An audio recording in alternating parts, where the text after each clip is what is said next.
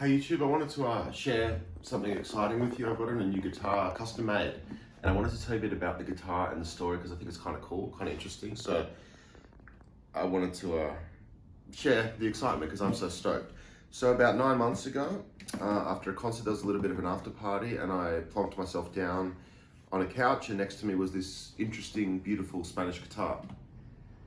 And I admired it, and I noticed it was very cool and interesting, but I didn't touch it. I didn't know whose it was and didn't want to be rude.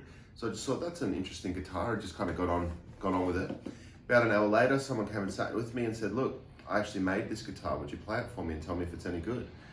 So I played it and it was fantastic, and was astonished that the guy had made it. Turned out his name was Matthew Lincoln. This was in Gosford in New South Wales in Australia. And he told me that was the first guitar he'd ever made, and it was really, really good. So we reached an agreement where I would pay for his guitar making sessions, and I would get to keep the finished product. And this is the finished product. So I thought I'd share it with you. It's designed to my specifications, so everything is thicker than usual, just a bit more robust and tough and strong. All the wood is Australian wood. I apologise, I don't know which wood is which, but it's all Australian. We're a cross on my forehead and my face paint, so we've got a cross at the 7th fret and a cross here at the headstock. He said the tuning pegs were the only things he didn't make. They're obviously store-bought, but they're really nice and they feel so nice in the hand with the... I'm in a hotel and the cleaning people are outside, so they're talking. Interestingly, he said the high strings are actually fishing wire, not guitar string, but I didn't notice. I played this guitar in concert last night, and I wouldn't have known if he didn't tell me that. This, would you call it a scratch plate? Would it be a, what would this be? Pick guard, I guess, but you don't really call it a pick guard on a Spanish guitar scratch plate. Anyway, it's kind of reinforced there where my pick strikes the instrument. You can see I've only played one concert, but it's already scratched from my pick, so I'll obviously have to put some clear plastic down there. There are condenser microphones under there and under there, so I can strike that when it's amplified, which it isn't, and get a nice kind of drumming or booming sound. I always use Fishman preamps, and I use these old school ones with the sliders, because usually I've got a guitar pick in my hands, so I like to manipulate the sliders while I've got the pick in my hand.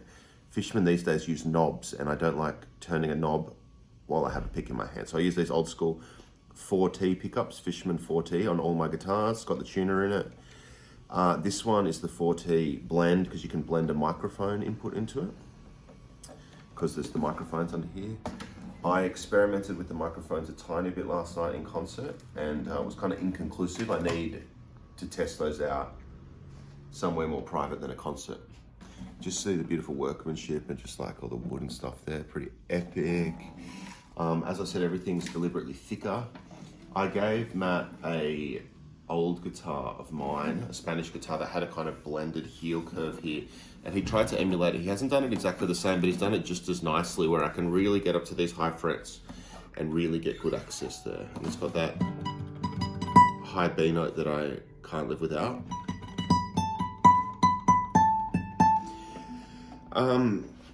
So yeah, he gave me the guitar last night, and then sadly, I received the news that the Luthier Matthew, his father, passed away on Tuesday, and I was obviously super sad.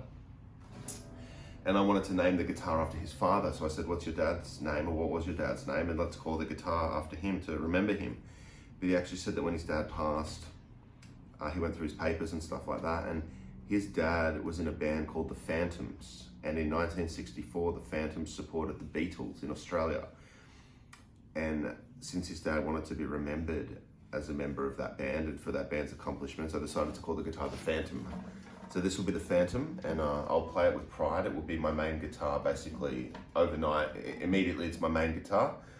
I'm super happy with it, and you'll be seeing a lot more of this guitar, and all my others will be taking a well-earned break, and this will be my main instrument indefinitely. And I just wanted to share it with you because I'm excited, and maybe someone cares, because people always ask me about my guitars. There's some info on the Phantom. Thank you for being awesome, and I hope you're enjoying playing your own instruments. Thank you.